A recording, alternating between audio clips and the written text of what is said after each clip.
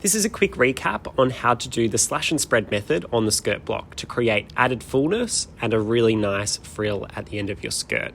So to do this, insert 2 slash and spread lines starting at the point of the dart down to the hemline.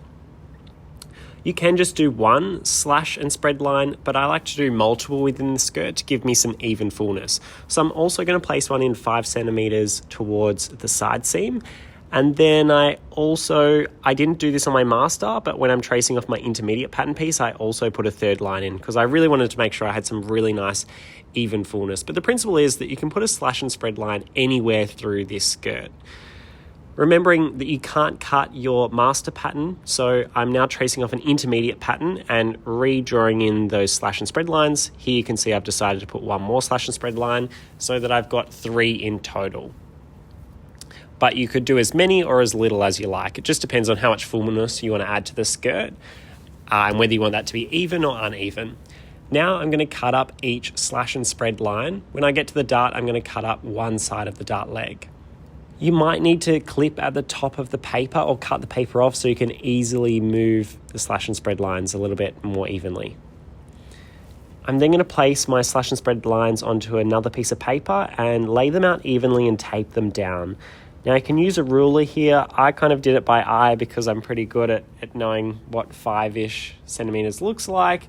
Although you can see that my first slash line probably had a bit too much in there, but really here you can distribute the fullness however you want. It could be 5 centimeters, could be 6, could be 7, could be 8. Depends on how much fabric you want to add in to that skirt.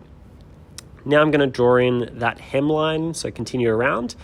I also find when you do the slash and spread method, you want to create an angle kind of triangle on the side seam so that you don't get this kind of flat and sad looking piece around the side seam. So all I did was I extended the hem by about 2.5 centimeters and I ruled a line from the hip line down to the hemline just to create a nice kick on the side seam there.